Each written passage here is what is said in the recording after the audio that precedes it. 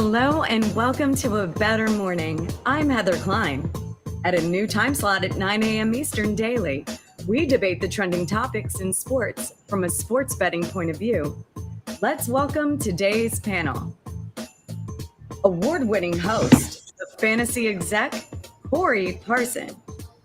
Host of Her Story in the Making, Britt's Fantasy Blitz, and co-host of Lightning Round, Britt Flynn. And welcome back, Fantasy Alarm lead NFL analyst and host of... Oops, I'm so sorry. My apologies. Senior managing editor of Fantasy Alarm and host of Quick Out Fantasy Football Show and Fantasy Alarm DFS shows, John Mpemba. Welcome, John. I almost acted like you were part of... I was going to say, listen, I'll take the Coop accolades. That's fine. He's got way better credentials than I have. So, Did we plan the blue today, John? You know what? I just did the laundry. It was the first shirt on top, so I'm glad we could coordinate a little bit, Britt.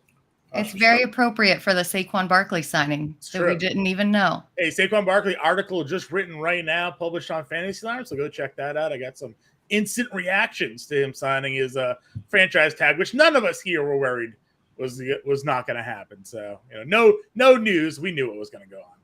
Exactly.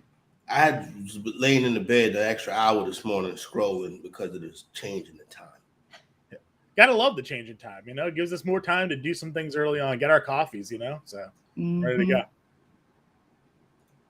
All right, let's get to it, guys. There are 5 teams with new head coaches to start the 2023 NFL season. Frank Reich in Carolina, Shane Steichen with the Colts, DeMeco Ryans takes over in Houston, Jonathan Gannon with the Cards, and last but certainly not least, Sean Payton out of retirement for the Broncos. Sean Payton has the shortest odds among new head coaches to win Coach of the Year at plus 900, followed by Frank Reich and DeMeco Ryans at plus 2200, Shane Steichen at plus 2500, and finally Jonathan Gannon at 35-1. Which head coach in a new location will have the most success in year one? And would you wager on that person to win Coach of the Year? John, you're up first. Yeah, listen, the odds-on favorite here, obviously, Sean Payton plus 900 of that group. And you're looking at a team that's already sort of built to have that success as long as the players on that roster sort of play up to the potential. Russell Wilson last year comes over, all of that hype surrounding him. We learned that Nathaniel Hackett didn't know how to run an NFL franchise. The offensive line was terrible. Russell Wilson looked old and slow. He was... I think he was the most sacked quarterback last year, among the most sacked quarterbacks last year. So it really hampered their production. Bring in a new head coach that has the Super Bowl pedigree, understands how to run a franchise. They have the talent. So if he can get them back into competition here in that AFC West or in a wild card spot, then he's going to be the one to win it. If I had a long shot odds, I think DeMeco Ryans could get it done in Houston. Yeah, if I was to go off this list right here, I would start by saying in the long run, I think DeMeco Ryans is going to be a fantastic head coach for the Houston Texans. But since we're on this year, I'm going to go with Carolina Panther head coach Frank Reich. You talk about the Broncos being a team that's kind of built to win. I think the Carolina Panthers are built to win right now as well. I also think that the Indianapolis Colts are built to win right now as well. But I'm going to give Reich the advantage because I believe he has the better quarterback going into year one, even though I'm a big fan of Anthony Richardson. I also think Reich has a team that's good in the trenches. Carolina is good on the defensive line and the offense, as well as the offensive line. And I think Carolina's going to win the NFC South. So give me Frank Reich, and I will lay a couple dollars on Frank Reich to win the Coach of the Year award. Yeah, I've got to say, if Sean Payton can't turn the Broncos around, I'd be truly surprised. But turning them around from their year last year isn't that big of a deal. They do still play in a division with the Chiefs and the Chargers, and they face the entire AFC East. So it's really not going to be a cakewalk to get wins. I think I would actually lay a little skin on Shane Steichen with the Colts. We've seen what he can do to develop offenses with the Chargers and the Eagles, and he did wonders to develop a much maligned quarterback you may have heard of by the name of Jalen Hurts.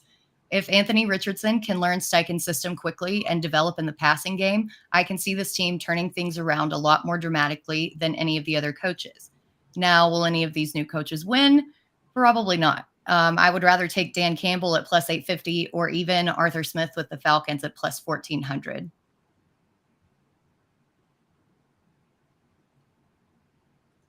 Didn't the Lions lose somebody already?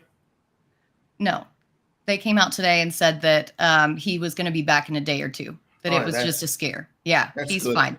I still worry about that defense. I still think Campbell is overrated as a head coach.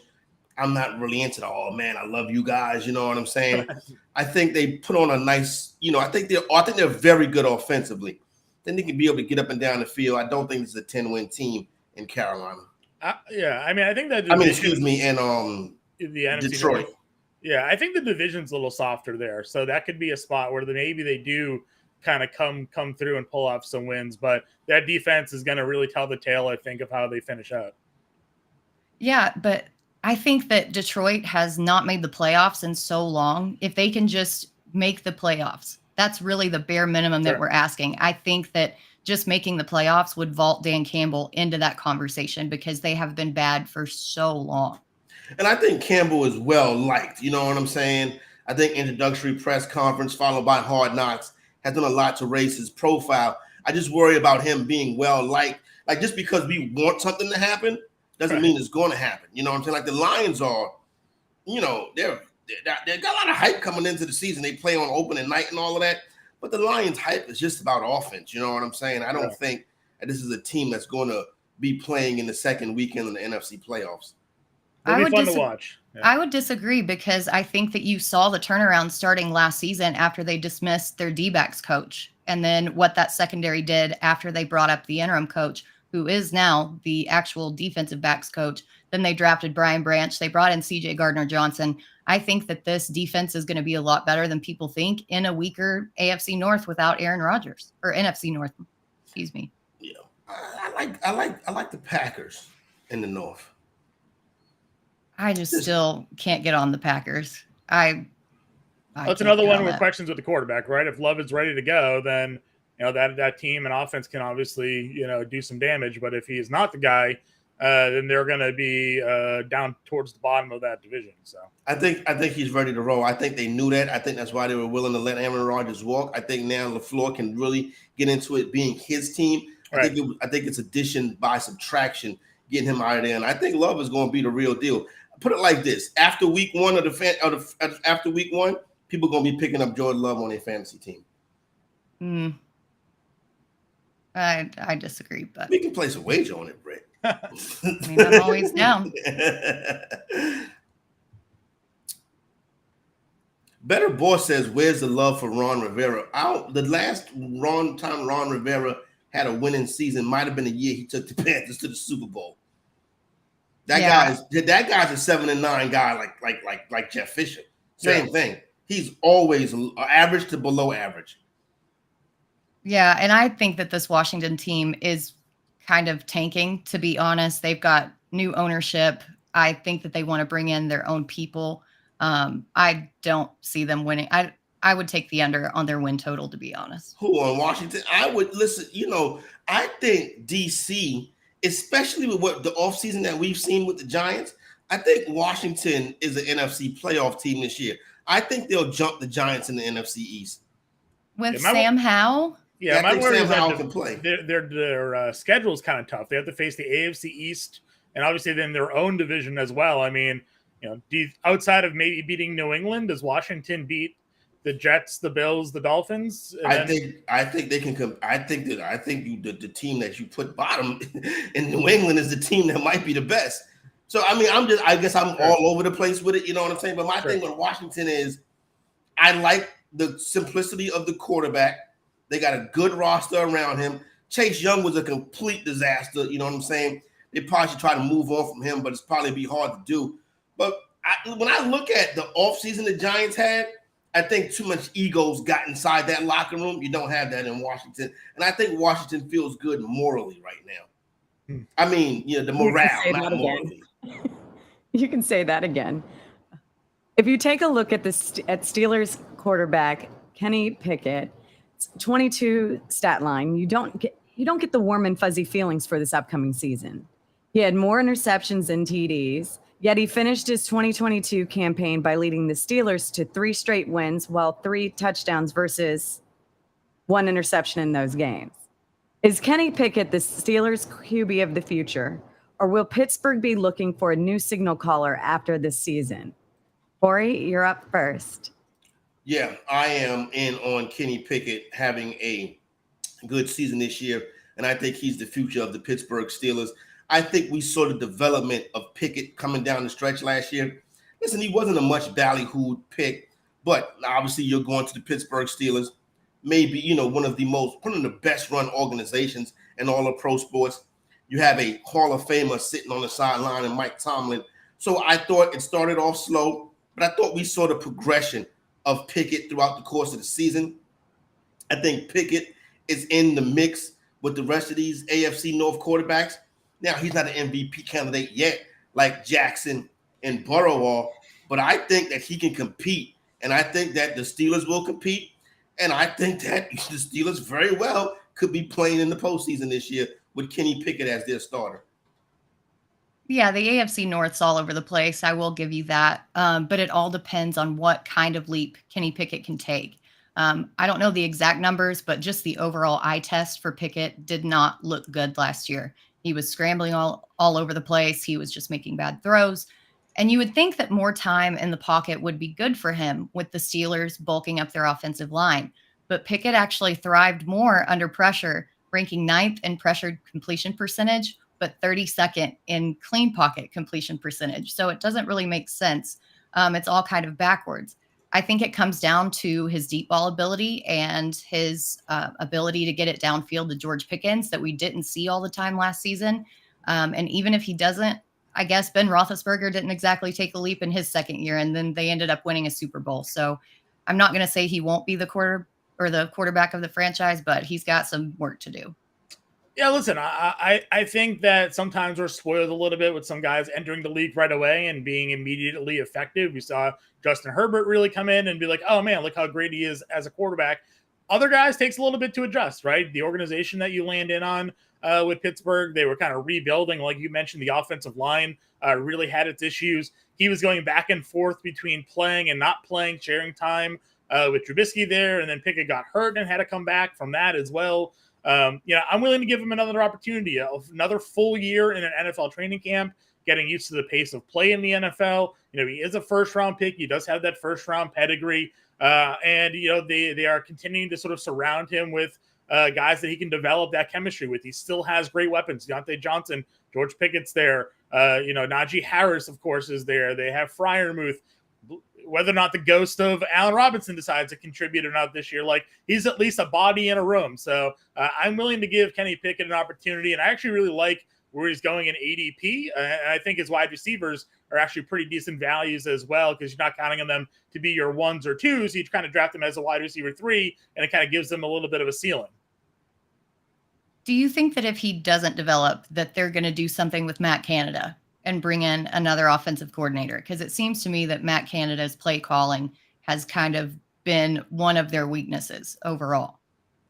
Yeah, a little bit, but I also think it's the talent of the guys they've had at quarterback really since Big Ben has left, and even Roethlisberger at the end of his career when he couldn't throw anymore, right? So, bad QBs make OCs look bad, right? So we've seen that happen many a times as well. So if Pickett's able to show forth sort of that arm talent that he has and develops and grows a little bit more in year 2, then I don't think Canada's offense is going to be as poorly looked at as it is when they've had no offensive line, they've had limited wide receiver talent, and Mason Rudolph has been starting games for you for 2 years. That helps. So listen, the Steelers are not a high turnover organization. They like to keep that consistency. So I don't think they'll make an offensive coordinator the scapegoat if Pickett does not have a good year. I would think that they would be optimistic about Pickett coming into this season, particularly on the way he finished last year. And Pickett can play, you know what I'm saying? He's not some bum. I don't think they're going to be back in the draft next year trying to get Drake May, you know what I'm saying? I think this is a team that's going to be very competitive this year.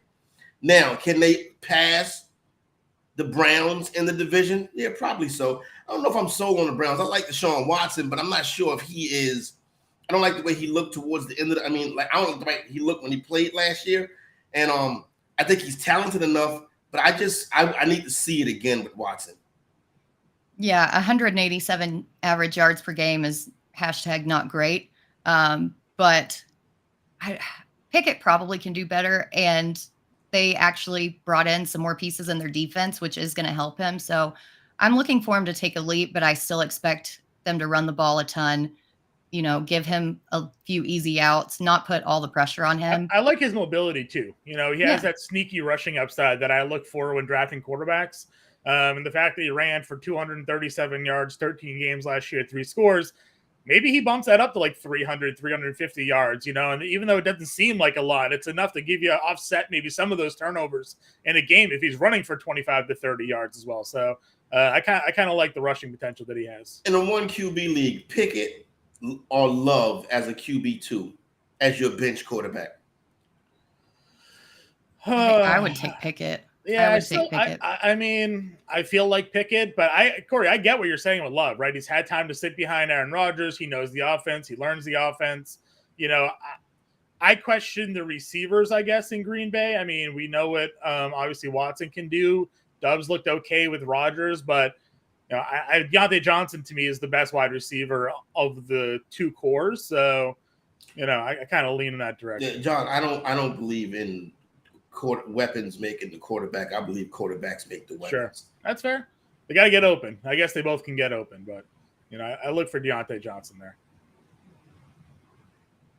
I feel we need a countdown clock solely for Shohei Ohtani and the trade rumors leading up to the August 1st trade deadline. The latest on the Showtime rumors is that although the Angels have gone 6-2 in their last 8 games and back to over 500, the biggest factor to retaining Ohtani is whether owner Artie Moreno believes he has a chance to keep Ohtani in free agency, according to an ownership source. Do you feel that Ohtani will still be wearing an Angels uniform, or will teams like the Orioles and Diamondbacks going to make them an offer they can't refuse, a la The Godfather? Britt, you're up first.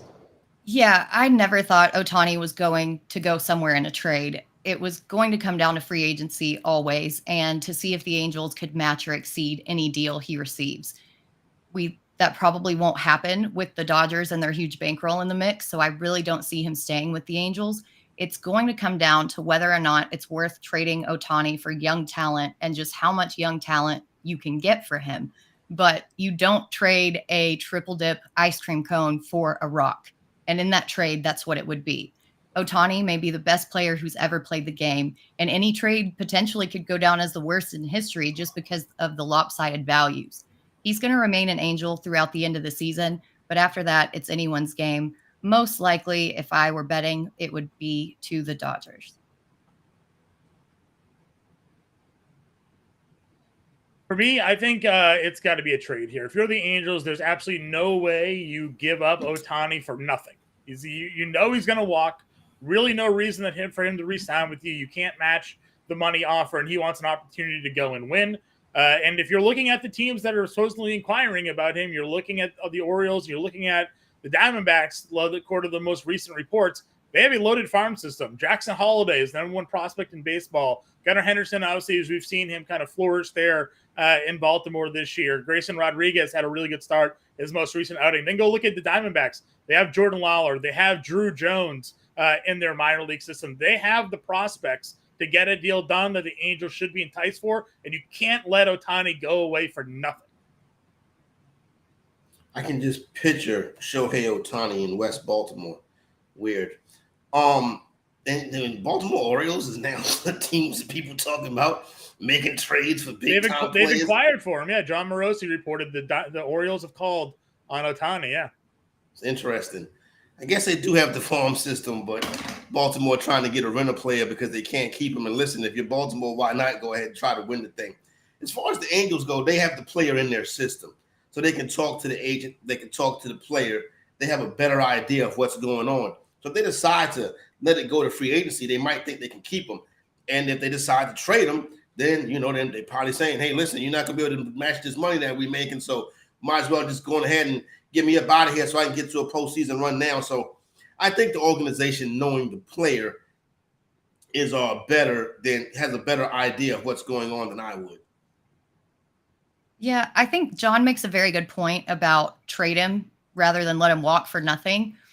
If I wanted to do that, I think that I would try to trade somebody else off the team and make some cap space so that they could match a free agency offer, because I think their chances over the long term are just much better to win a World Series with him than without him. So those prospect players that you would get with trading him, are they really going to bring in what he does? So that's the only thing that I think the reason he's not going to get traded. The thing there is more so like, the Angels are not a team that is generally expected to be able to compete. Like, they still have a lot of holes. They're on a nice run right now, but like their pitching staff has a lot of questions.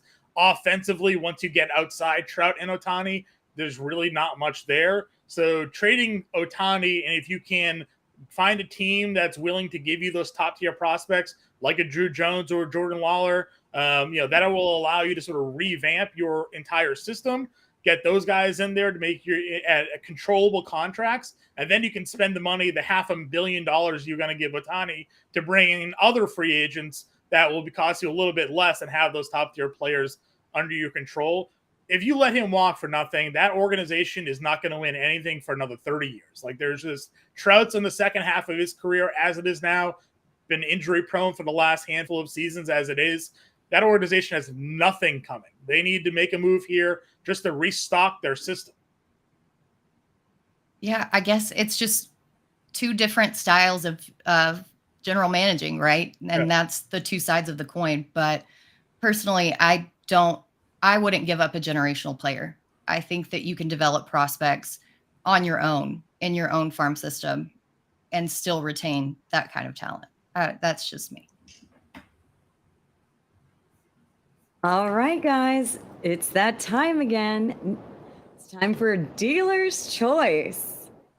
Give us your bet of the day. It can be on any topic or any sport. John, what do you have for us today? Yeah, we're going baseball here. We got a matchup tonight between the Cardinals and Diamondbacks. You have Steven Matz on the mound, southpaw, going up against Arizona, team that has really handed it to left-handed pitchers this season. Over on DraftKings Sportsbook, you have 2.5 earned runs allowed for Steven Matz at -120. We're going to take the over there on this one here tonight. Again, Arizona, a loaded lineup against lefties. You'll see guys like Christian Walker homered last night. Ketel Marte has been hammering lefties this year. Carson Kelly, their catcher, is really good against lefties. Corbin Carroll is going to win the NL MVP, even though NL Rookie of the Year, even though he's a left-handed bat, a guy that handles lefties really well. So give me the over 2.5 earned runs tonight for Steven Matz at -120 on DraftKings Sportsbook. Oh, okay, that's a good one right there. I'm going to go to the football futures, you know what I'm saying? And I am going to take ACC champion Florida State Seminoles this year. Probably can get to that about +185. Obviously, the biggest competition is going to be the Clemson Tigers. I'm not really sold on Clemson's quarterback, Klubnik, Heisman Trophy candidate. They've been talking about him for a couple years now, but every time I see him play, I'm like, I don't know if this guy is much better than DJU. So I'm going to say that Jordan Travis is the real deal. I think Florida State gets back to the top of the ACC this year. I don't think it's going to be enough to make an appearance in the college football playoff, but I do think you'll probably get a New Year's Day bowl game for the Seminoles, so it'd be good to have them back. Yeah, Jordan Travis is being talked about in a lot of circles as a possible sleeper for the Heisman, so I like that future. I'm going to go with the Chicago Cubs run line over the White Sox of -1.5 at +46 odds on FanDuel Sportsbook. We know both teams kind of suck, and this game isn't going to be exciting otherwise, so why not bet on it and make it exciting? The Cubs have a pitching advantage going into this contest against the White Sox, as Kyle Hendricks is entering the game with a 3.38 ERA versus Michael Kopech's 4.29 ERA, and their bullpen just stinks. The Cubs also have the offensive advantage, ranking 10th in average points scored, while the White Sox are all the way down at 23rd. And at plus odds, I think that the Cubs can get this done, even if it's a road game. Get the Battle of Chicago here.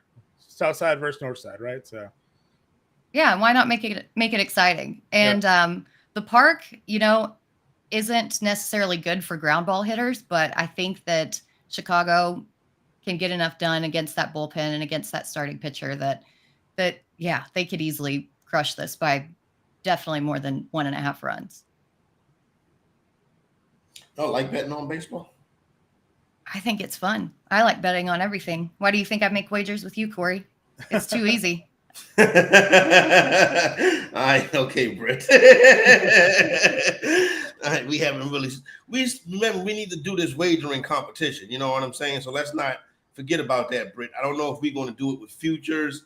I don't know if we're going to do it with, you know what I'm saying, win totals. I don't know if we're just going to do it throughout the course of the season, but you know what I mean? I think it's time. You know what I'm saying, that we finish up and let you know who the master or the champion is, Britt. I'll let you choose so you can have the handicap. Can I call you Brittany? No.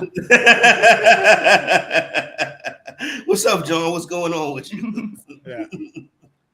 I bet baseball all the time, so I'm down to do some baseball bets. I started with Britt early, John. I was asking her about Jimmy Garoppolo because I think that she doesn't like Jimmy Garoppolo coming into the season. It's actually, she said that she didn't think he'd be the starting quarterback, and I told her, hey, Britt, that foot injury ain't about nothing. And I just wanted to remind her before the show. Yeah, I still don't think they'll be any good, but at least they'll be out there.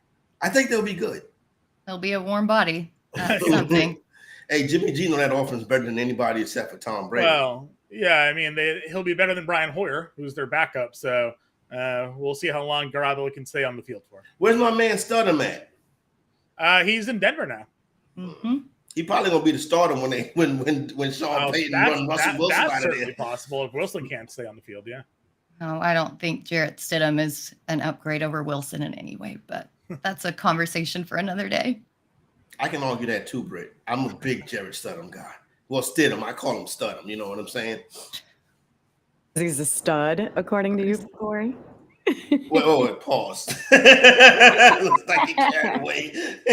I like the play. That was today's edition of A Better Morning. Thank you to Corey, Britt, and John.